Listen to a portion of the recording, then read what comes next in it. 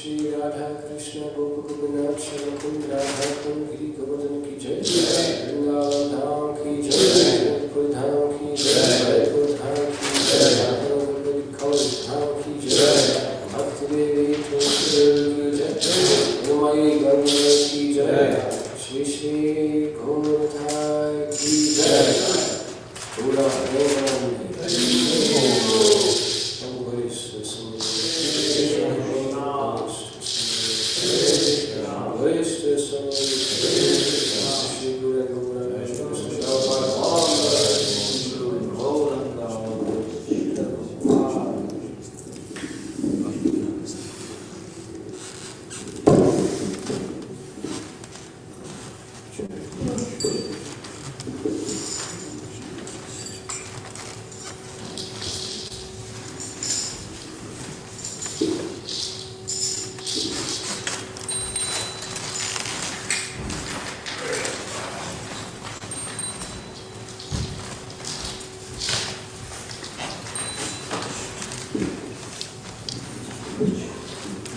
Namaste Narasimhaya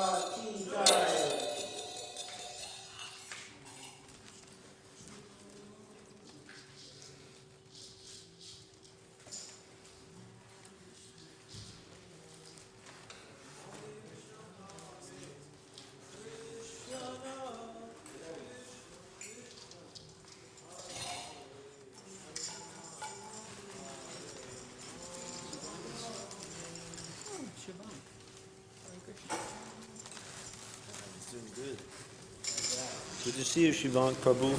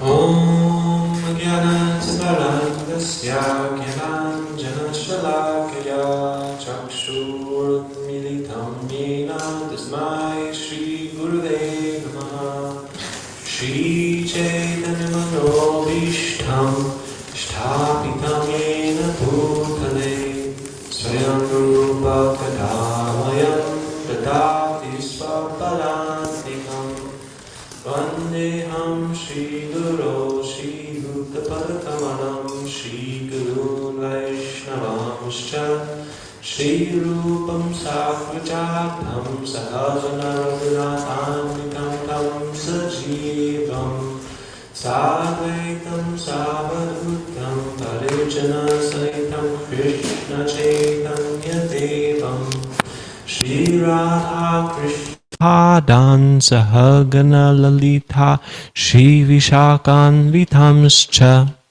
Hey Krishna Karuna Sindho Dina Bandho Jagatpate Gopesha Gopika Kanta Radha Kanta Namostute Tapta Kanchana Gaurangi Radhi Vrindavaneshwari Rishabhanusute Devi Pranamami Hari Priye Vancha Kapatarupyascha Kripa Sindhubhyevacha Patitanam Pavanebhyo Vaishnavebhyo Namo Namaha Shri Krishna Chaitanya Prabhu Nityananda Shri Advaita Gadadhar Shri Vasari Gaura Bhakta Vrinda Hare Krishna Krishna Krishna Hare Hare Hare Rama, Rama Rama, Hare Hare.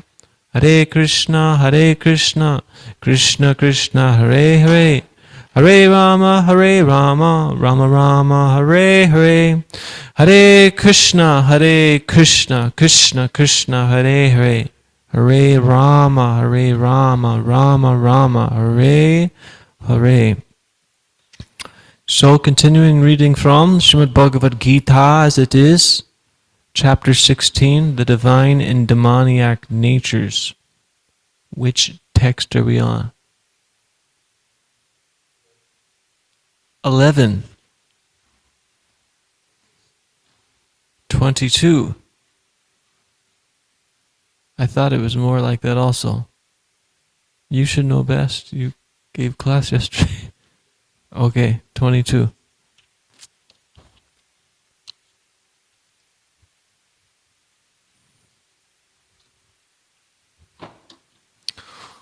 Text 22. Etar vimlukta kanteya tamodvarais naraha acharatyat manashreyas tatoyati param gatim. The man who has escaped these three gates of hell, O son of Kunti, performs acts conducive to self-realization and thus gradually attains the supreme destination. Text 23. Yashashtravidam utsrija vartate kama karata nasasiram avapnoti nasukam na param gatim.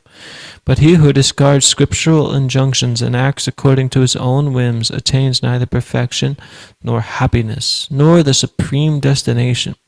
Text 24. Tasmachchastram pramanam te karya vyavastitao gyatva shastra vidhanoktam karma kartum iharhasi. One should understand what is duty and what is not duty by the regulations of the scriptures. Knowing such rules and regulations, one should act so that he may gradually be elevated. Chapter 17, the divisions of faith. Text 1. Arjuna uvacha ye shastra vidam utsrija yajante shradhaya anvitaha tesham nishtha tukha Krishna sattvam aho rajastamaha. Arjuna said, O Krishna, what is the situation of one who does not follow the principles of scripture, but worships according to his own imagination? Is he in goodness, passion, or ignorance? Text 2. Shri Bhagavan Uvacha Trividha bhavati shraddha dehinam sa swabhavaja satviki rajasi chaiva tamasi chetitam shrinu. The Supreme Lord said, according to the modes of nature acquired by the embodied soul, one's faith can be one of three kinds: goodness, passion. Now hear about these. Text 3. Sattvanurupa sarvasya shraddha bhavati bharata shraddhamayoyam purusho yo yat shraddha sa eva sa. According to one's existence under the various modes of nature, one evolves a particular kind of faith. The living being is said to be of a particular faith according to the modes he has acquired. Text 4.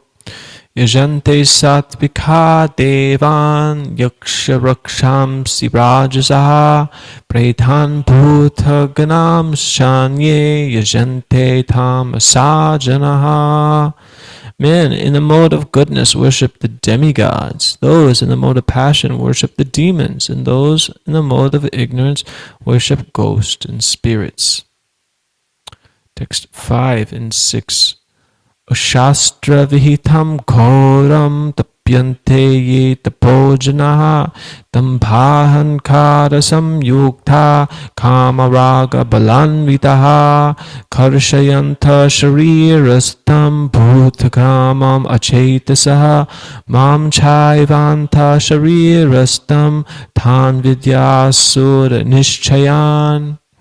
Those who undergo severe austerities and penances not recommended in the scriptures, performing them out of pride, egotism, lust, and attachment, who are impelled by passion, and who torture their bodily organs as well as the super soul dwelling within, are to be known as demons.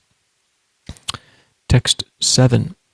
Aharastvapi sarvasya trivito bhavati priyaha yagyas tapas tata danam tesham pedamimam shinu. Even food of which all partake is of three kinds, according to the three modes of material nature. The same is true of sacrifices, austerities, and charity. Listen, and I shall tell you of the distinctions of these. Which text did we go to? 1, 2. Okay, I guess one more. Which is 3 of them actually. Text 8 through 10. Ayu sattva bala rogya sukha priti vivardhanaha rasya snigdha stira hridya ahara satvika priyaha Katvam la lavanati ushna tikshna ruksha vitahinaha ahara rajasasyeshtha dukha shokha maya pradaha yatayamam gatarasam puti paryushitam shayat uchishtam apichamedhyam bhojanam tamasapriyam. Foods in the mode of goodness increase the duration of life, purify one's existence, and give strength, health, happiness, and satisfaction. Such nourishing foods are sweet, juicy, fattening, and palatable. Foods that are too bitter, too sour, salty, pungent, dry, and hot are liked by people in the modes of passion. Such foods cause pain, distress, and disease. Food cooked more than 3 hours before being eaten, which is tasteless, stale, putrid, decomposed, and unclean, is food liked by people in the mode of ignorance. So we can go back to the beginning. Text 22. We'll read the translation and purport by His Divine Grace, A.C. Bhaktivedanta Swami Prabhupada, Srila Prabhupada Ki Jai. The man who has escaped these 3 gates of hell, O son of Kunti, performs acts conducive to self-realization and thus gradually attains the supreme destination. Purport. One should be very careful of these 3 enemies to human life: lust, anger, and greed. The more a person is freed from lust, anger, and greed, the more his existence becomes pure. Then he can follow the rules and regulations enjoined in the Vedic literature. By following the regulative principles of human life, one gradually raises himself to the platform of spiritual realization. If one is so fortunate by such practice to rise If one is so fortunate by such practice to rise to the platform of Krishna consciousness, then success is guaranteed for him. In the Vedic literature, the ways of action and reaction are prescribed to enable one to come to the stage of purification. The whole method is based on giving up lust, greed, and anger. By cultivating knowledge of this process, one can be elevated to the highest position of self-realization. This self-realization is perfected in devotional service. In that devotional service, the liberation of the conditioned soul is guaranteed. Therefore, according to the Vedic system, there are instituted the 4 orders of life and the 4 statuses of life, called the caste system and the spiritual order system. There are different rules and regulations for different castes or divisions of society, and if a person is able to follow them, he will be automatically raised to the highest platform of spiritual realization. Then he can have liberation without a doubt. Maharaj, we'd love to hear your comments if you'd like to share.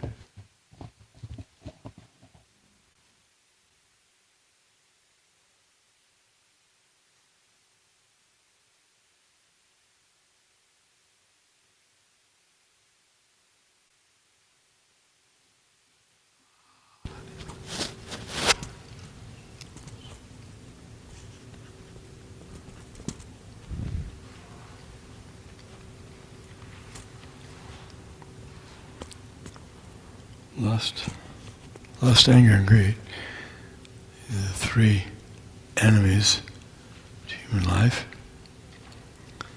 And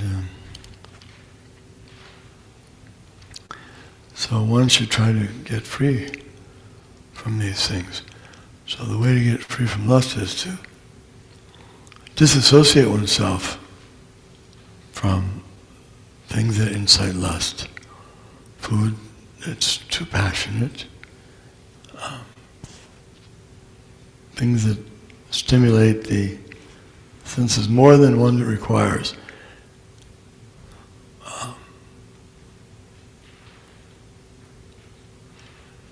It's not necessary to build up, for example,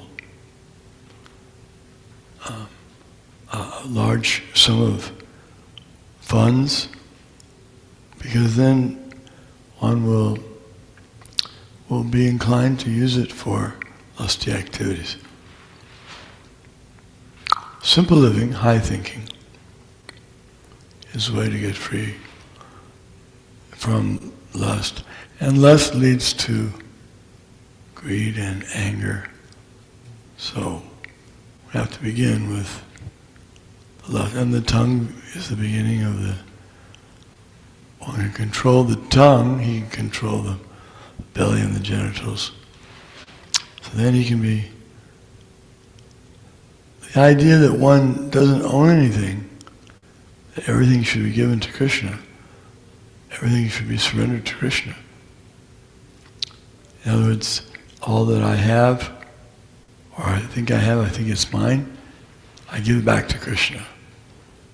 And whatever I do, all that you eat, offer, give away, as well as all austerities that you may perform, should be done as an offering unto me. So, one should dedicate himself to serving Krishna the way Krishna wants, through his representatives. It'll be made clear to us what we should do, how we can surrender to Krishna. Then the lust is no longer becomes a major factor, because he's made his life dedicated to Krishna. And this is a happy state. One can be much happier, free from... Because greed, for example, is very difficult, because one is trying so hard to get more than others. And he's trying to get more than he needs. We don't need a lot of money to be happy in life. we can be happy just by doing the right thing. Krishna consciousness means doing the right thing in all circumstances. And that right thing may be appreciated by some or not appreciated, but as long as it's in line with Krishna's desire, then that's good. He's not trying to take more than he needs. He's taking his quota. That's an important point, stressed in the Ishopanishad, that everyone should just take what is set aside for themselves as their quota, and not accept other things, knowing well to whom they belong. They belong to Krishna, that's ultimately he owns everything, but also he sets things aside as quota for different living entities. It's like a father. A father has many children, so he gives one child, the bigger child, he gives him a bigger portion, smaller child, smaller portion. That's set aside as their quota, their portion. If someone tries to encroach on another's quota, then that's improper. He is punishable. But society today is teaching people to become mad after acquisition. Try to get more and more. And even when you get more, then you still try to keep getting more. And so how can you be happy that way? If you can't even be satisfied with what you have, this is a symptom of a saintly person, is he's happy with what he has. He's not interested in getting more. The non-devotees, those who are not in goodness, they're in passion and ignorance, they're not happy with what they have. The passionate ones are not happy with what they have, and so they try to get more, madly, at any cost. And those in the mode of ignorance, they're not satisfied with what they have either, but they just don't care. They just kind of, they'd rather just end the whole thing. End it. Because they can't see any good in it. They can't see any reason to. Of course, there's some pleasure in ignorance. If you sleep a lot, you can get away from a lot of problems. You can sleep through, you can try to get out of your mind all the problems that you can imagine, but it doesn't work for very long. Now, if you want to do that, if you really want to get free from problems, then you become a dog or a cat in the next life, or something that can sleep a long time. They can just sleep and sleep and sleep. And they seem to be quite happy. That's why many people want to become cats and dogs. They like to associate with them because they think they're happy. But that's not real happiness. That type of pleasure is low level. So we're meant for a higher pleasure. We're meant to achieve the highest perfection. Now that one reaches the human form of life, here's a chance to get out of the suffering conditions once and for all. No more miseries. So at least one should be willing to try that. Try an experiment for a little while. Try the process. It doesn't cost anything. You can do it at home, you don't have to come to the temple. You can do it at home, chant No one will hear you. You can read. You can contemplate. No one will make fun of you. And see how it works. And then we can put faith in Krishna. The problem is we don't have faith in Krishna. If we had faith in Krishna, we'd just surrender to Him. And that's it. Krishna knows what's best. He wants me to chant. He wants me to hear about Him, preach about Him, offer my work to Him. Then I just have faith and everything will work out. And it works. That's why it's happening. The Krishna conscious movement is growing because it works. If it works for someone, and they tell their friends and their relatives and people who see them, they think, oh, this person's he's satisfied. He's not greedy all the time. He's not always upset and complaining.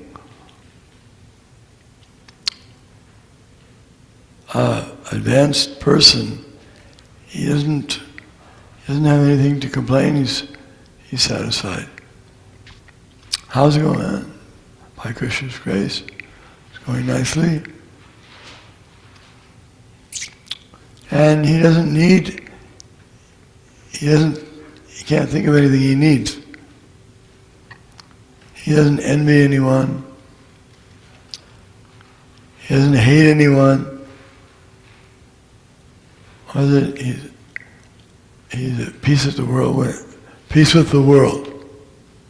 I think George Harrison said that before he left. He said, I'm at peace with the world.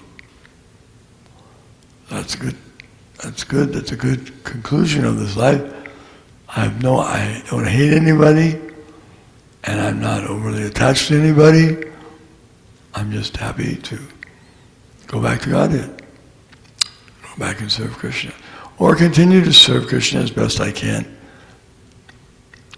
So there's nothing to worry about, nothing to fear. And that's some of the things we're learning are the different types of faith, how to eat properly, how to think properly, to see. These are all very nice things to practical.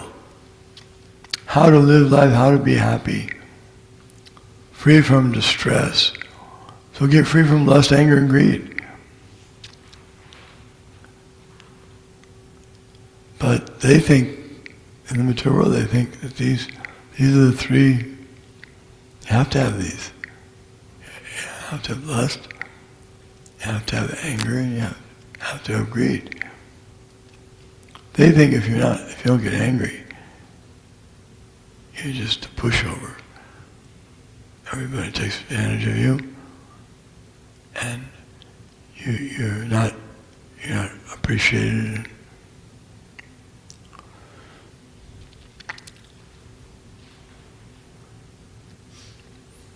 Jai, thank you, Maharaj.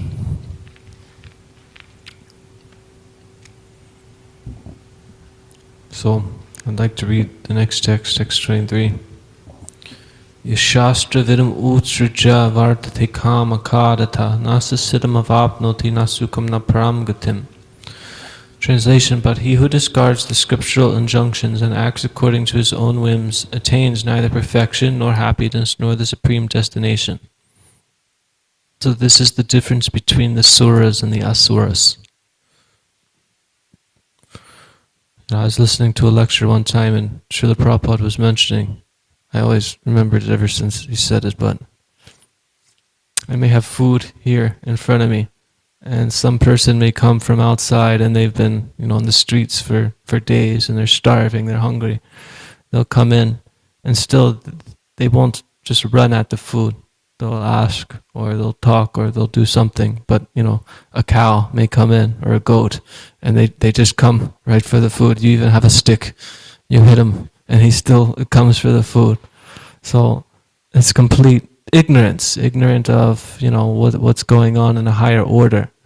So living as a human, we're also ignorant of what's going on in this higher order. So we should take shelter of the Shastra, and to the degree that we depend and adhere to the Shastra, this is pleasing to Krishna. This is to be faithful, is to follow the Shastra, is to follow the scripture. Because Krishna has provided the Shastra as a means for not just the self, the individual, but collectively as a whole, for us to work to please Krishna ultimately. That's the goal of everything, is to please Krishna. And if whatever one is doing, either again individual or collectively, if it doesn't reach that point, that pinnacle, then shrama evi kevalam. It's a complete waste of time. It's a useless endeavor. So many activities we see are going on in the world are completely in that line. Shrama evi kevalam, a complete waste of time. Only this Krishna consciousness movement is what's there to help people. So in this purport that we read before, Prabhupada was talking about, let me see if I can find these two sentences. He says, the whole method is based on giving up lust, greed, and anger. By cultivating knowledge of this process, one can be elevated to the highest position of self-realization.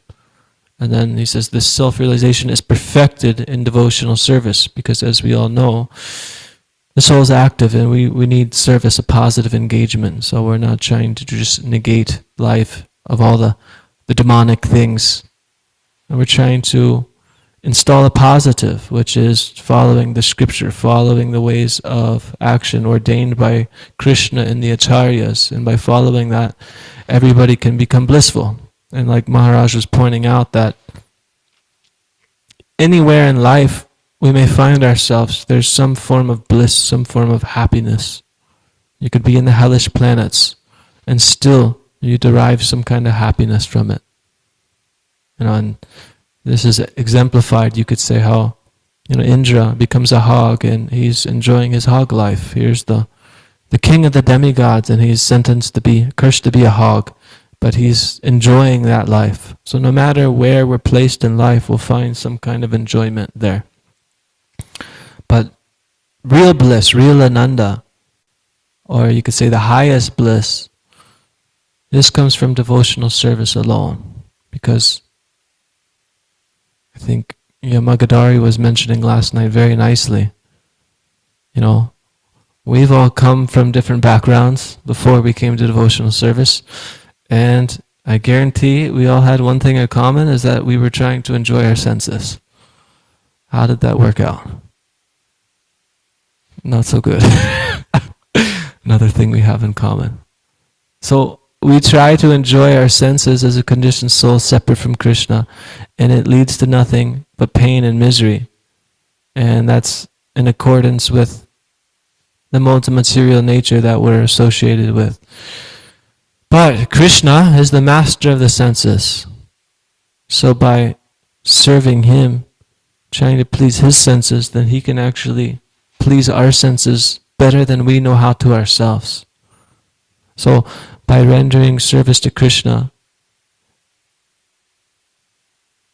Krishna can fulfill the deepest things within our being that we're lacking, that we're seeking, that we're hankering after, that we might not even be aware.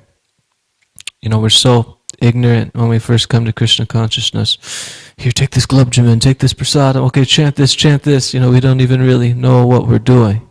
But as we practice more and more, the nature of the mind is, what's this word from? There's a saying, from familiarity breeds contempt.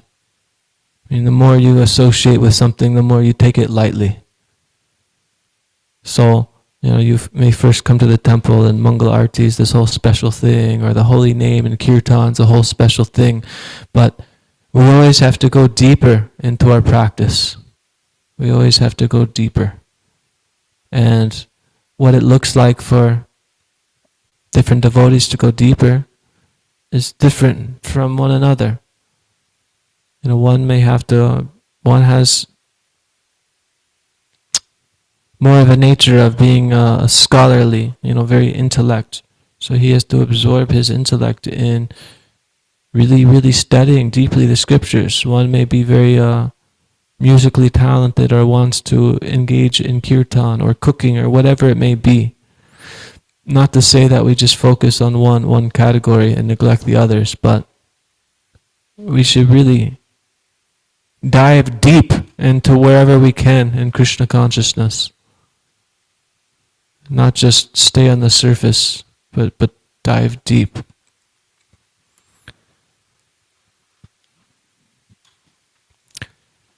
I was thinking about this verse I'll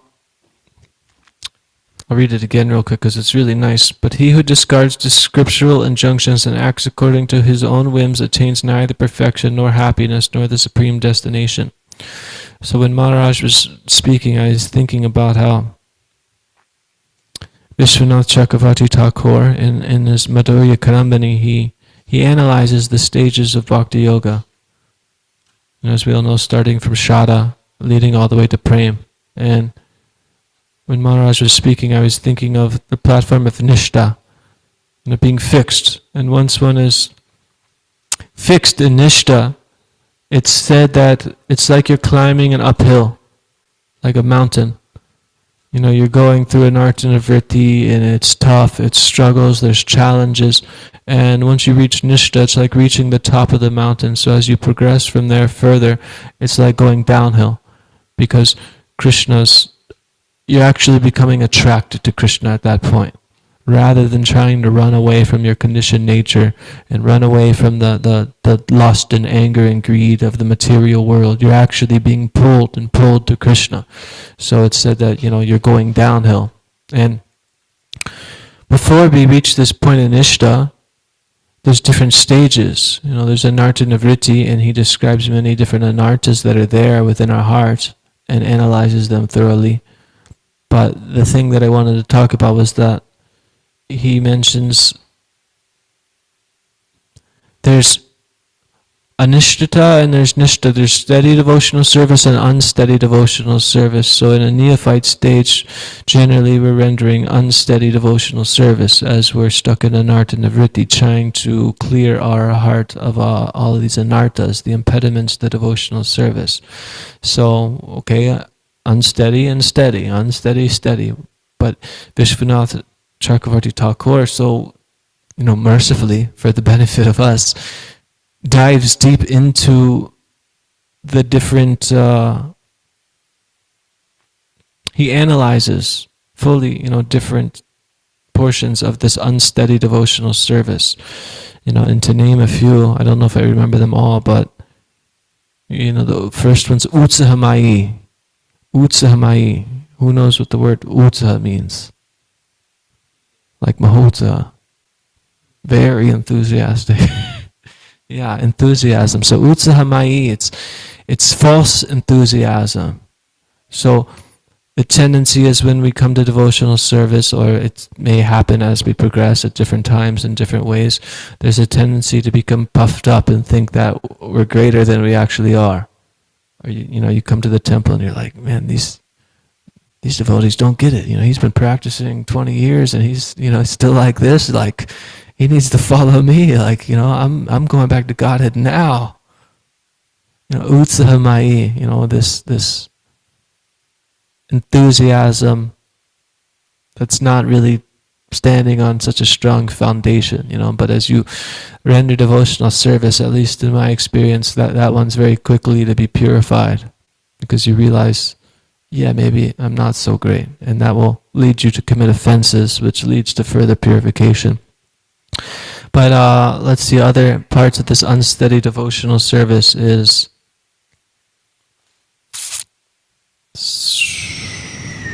condensed and dilute. I forget the Sanskrit, but condensed and dilute. Meaning sometimes we're like super absorbed, we're super serious. Prabhu, don't talk to me. I gotta chant my rounds. I gotta read. I have no time for you. I'm very serious. And then, the next week we're like totally like struggling to chant and hardly even reading and have no interest and just, zoning out. So it's condensed in dilution, condensed dilution. One day we're like super fixed, super absorbed. One day we're totally just depressed and just like barely making it through the day. So there's that. I'd like to remember them all, but I don't know if I can. Symptom's not the right word, but what's the word? Like stages, different stages of unsteady devotional service that the neophyte devotee is dealing with as he's progressing through an artha nivritti, trying to become to nishta, to becoming fixed in devotional service. And the whole point is that when one becomes fixed in devotional service, then at that point, the attraction to Krishna is pulling you rather than you trying to, fight the lust, the anger, and the greed. So that's why I'm mentioning this, is because Krishna, he says, one who discards the scriptural injunctions attains neither happiness, but I'm taking the inverse statement of it, that to find happiness, to find the ultimate goal, then you have to follow the injunctions of the scripture. So we're using the injunctions of the scripture and trying to apply it to our life, but we're not totally fixed. So then we have to regularly do sadhana and study and hear to apply it to our consciousness to convince us to keep going up the hill. But when we reach to the top of the hill, it's not that we give up these things, but then the attachment to Krishna is much stronger, and that attachment actually pulls you. Because, as we all know, there's Vaidhi Bhakti and there's Raganuga Bhakti. So Vaidhi Bhakti is the path of rules and regulations, which as a conditioned soul we have to practice because we don't have any attachment for Krishna.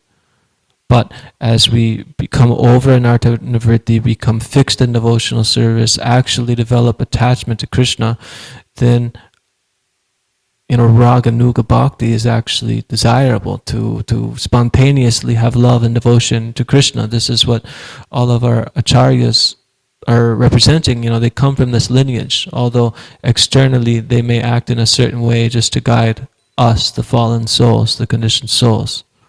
But it's never that they say, this is the goal. They make it clear what the goal is. The goal is to serve Krishna in spontaneous, serve the gopis in Vrindavan, serve Radharani, serve Krishna in spontaneous love and devotion. But as a conditioned soul, we have to follow the prescription that's given by the acharyas. And the prescription they're giving is, this Vaidhi Bhakti, until we can become purified and develop the attachment. So, we may not be on the platform of Nishta, so then there's these stages of unsteady devotional service. So like I mentioned, once utsahamai, this false enthusiasm or over amped up enthusiasm, then condensed in dilution. One is indecisiveness. Should I stay at this ashram or should I go to that ashram? Should I, live in this state or should I be in this state? Should I distribute books or should I go take care of cows? Or should I get married or should I be a brahmachari? Or should I be a brahmachari or should I get married? Or once you get married, then should I stay married or should I, renounce this and go to Vrindavan? So this is indecisiveness. We're constantly indecisive with what we're doing, everything. We're always trying to think about some plan of what can be better, or unhappy with the cards that are dealt to us in some way. Vishwanath Chakravarti Thakur, he analyzes it nicely and uses some scriptural quotes to showcase these different thoughts that come up. It's all different Bhagavatam shlokas. So there's indecisiveness. I'm forgetting the others, but I know the last. No, yeah, you know that. Some more? Help me.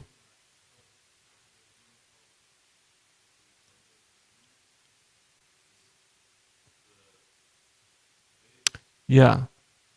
I was just going to mention this because I think there's another one or two that I'm neglecting to mention due to my poor memory, but ultimately, the last one to look out for is this, Taranga Rangini, which is like the waves that come from devotional service itself.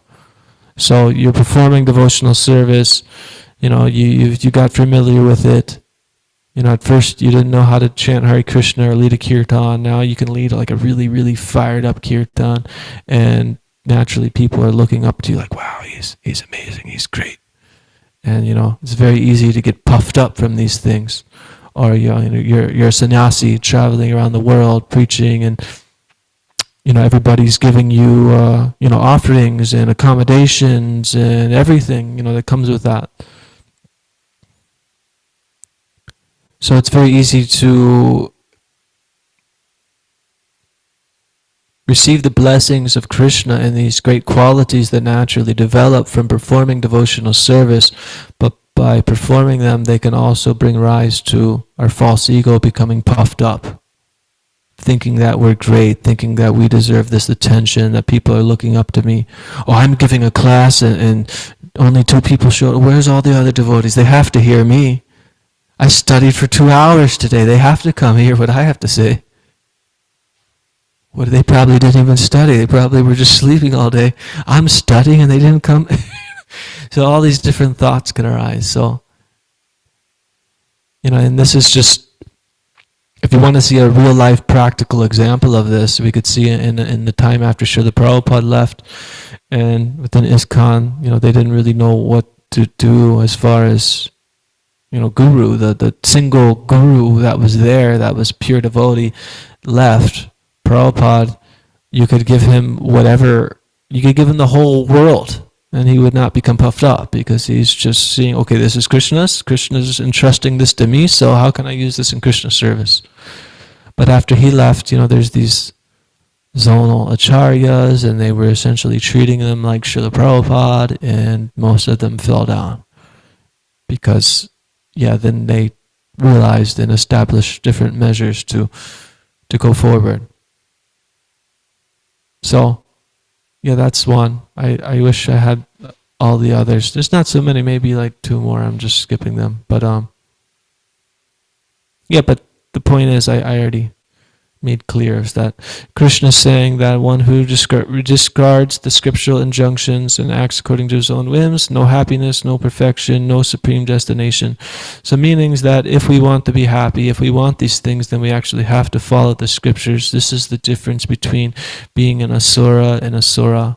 So to be faithful and to try to please Krishna, then we try to use our intellect in studying and hearing and applying our life to the scriptures. I mean, even if we don't have the tendency to read or study, Krishna says that one who hears from the proper authorities, he comes to me also. So somehow or other, mold our life according to the model of the Vedas. And Prabhupada's mentioning here in this purport that we read, about Varnashram. So Varnashram is not transcendental, it's material, but it's there as an institution to help everybody work in a way towards Krishna consciousness.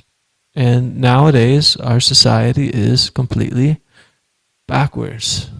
Everybody is being led to the hellish planets, yes. I mean, if we're living according to scripture, then we shouldn't be so shy in making that comment, because that's clearly what's going on, and it's not like a blind, vague thing, accept this or you're going to go to hell forever. No, it's clear that you associate with the mode of passion, lust grows more, it grows more, it's like a fire that never goes out, lust turns to anger, there's greed, there's enviousness, all these just terrible qualities that tug and pull at our consciousness, to the point that, like Maharaj said, it's like, oh, I'd rather live like a sloth, than deal with all these problems. So usually, I mean, I don't know how to say what I'm going to say properly, but I'm saying that's good compared to what other people do, is that we just get intoxicated. It's almost time. I'll share one realization I had when I was in New York City at the Harinam Ashram. We went to Union Square, It's right by the subway, and it's a very busy place. I remember we're doing Harinam, we're doing fired up kirtan, like all day, as they do every single day there. Very great devotees there. There was this homeless guy who was coming to the kirtan, and he was doing very, very weird things. I'd see him like each day. One day he was like dressed as a dinosaur, and then like he took off this dinosaur outfit and he like lit it on fire and threw it at the devotees. And, it's crazy. And he did other things. I won't have to mention them all. But the point that I wanted to mention was that, I saw him doing some kind of intoxicant, like in the middle of public. There's thousands of people walking by. He's just standing there doing this, and he's just, like nodding out while he's standing up. And like I was watching at one time for like 10 minutes. He's just like, and like and like eventually, he got like this far back and he still didn't fall. And eventually he got to the point where he actually fell. And I was like, I'm always afraid of like seeing people like hit their heads, like smack on the concrete. So I didn't want to see that. But I watched him, and as he fell, maybe like 3/4 of the way, he finally like had some kind of conscious jolt, and he picked up his head. So he didn't like kill himself. But yeah, so I saw him doing this in the middle of public. So then I started thinking, I was like, like what's really going on here? And like, I have my own experience from intoxication, and only thanks to Srila Prabhupada that's not a thing anymore. So I was thinking, man, what's the difference? How do I word this?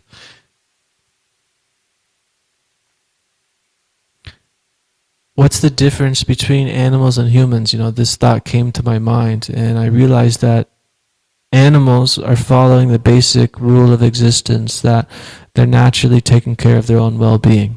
This is a natural thing that's there for everybody. Today I was hearing a lecture from Prabhupada, and he was talking the difference between selfishness and self-interest and super self-interest. So like self-interest is always there. But what's the self-interest that's based on these material things that brings us down versus the super self-interest that connects us to God and ultimately is beneficial for everybody?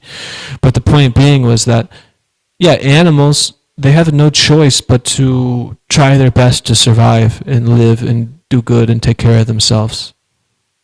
Maybe, if there's monkeys and people like feed them too much and they, drink alcohol or something, which is more of a rarity in this Kali Yuga. But the point is that animals have to do this, and humans, we have the option. We can either have these problems so bad that I don't want to deal with them, that I take to intoxication, like this person, where you're just literally dropping out of life, that you're not even caring about your own well-being, that you just want to get intoxicated and ultimately just sleep and not deal with your problems. This Tamagun, so clearly he's not fit to be an animal in his next birth. So why would he come back to be an animal in the next birth if he's not even living at the platform of being an animal? So then there's no way that he can come into that, because his consciousness isn't even at the level of an animal. So therefore he has to go to a lower platform and be trained up so he can come up to the higher platform and ultimately have another chance again. So somebody in the mode of passion is very much, taking care of all these problems and trying to fix this and trying to get that, so much desire, so much action, so they become engrossed in these activities, and they're trapped there. But somebody who comes to Sattva Gun can start to see above that. But our goal is not Sattva Gun. Our goal is not to just take care of the body. We should have this. What's this shloka in the Srimad Bhagavatam? It's 1-10. It's Kamasya nendriya pritirlapo jiveta yavata tattva jivasya tattva jigyasa nartayas cheha karma bihi. Meaning that every action one performs should be directed towards understanding the self, jivasya tattva jigyasya, inquiring into the true nature of the self and one's well-being. So we need to take care of ourselves in this way, like I mentioned, that the animals are forced to do, but not just live like an animal, that we have to pursue what is self-realization. So these two things go hand in hand. And then nartoyas cheha karma bhuhi. No other work should be performed. All of our actions should be completely directed towards self-realization. So that's what Krishna is saying, follow the scripture. That's what the scripture is saying, is that all of our activities should be directed towards that. And then, earlier in the Bhagavatam, we hear, Savai pumsam paro dharma yato bhakti arhokshaje haituki pratihata yayatma supersedati. The supreme dharma is rendering devotional service to the Lord. From that devotional service, then transcendental realization comes. From that transcendental realization, naturally detachment from the world. So from that detachment, then all the, just real quick to tie up all the things I was saying, then that nishta comes, then that Maharaj is saying, some people just want to sleep. There's no reason to sleep, because you can see above that, and you're above that. You realize that's a waste of time. So let's keep hearing the scriptures, studying the scriptures, and glorifying the scriptures, for that will help us come to real life. And one final last point is how Prabhu was mentioning how the Bhagavatam, one of the nicest points is that all the prayers, because it's actually teaching us how to approach the Lord. And that's really when you're reading the Bhagavatam, it's like rewiring your mind, whether you're aware of it or not, to help you think and address the Lord in a proper way. So I think that's time. Thank you everybody for hearing the scriptures. Srimad Bhagavad Gita ki jai, Srila Prabhupada ki jai, Shri Gauranatai ki jai. Anshakapatarubhyascha kripa sindhubheva cha patitanam pavane vaishnavebhyo namo namaha.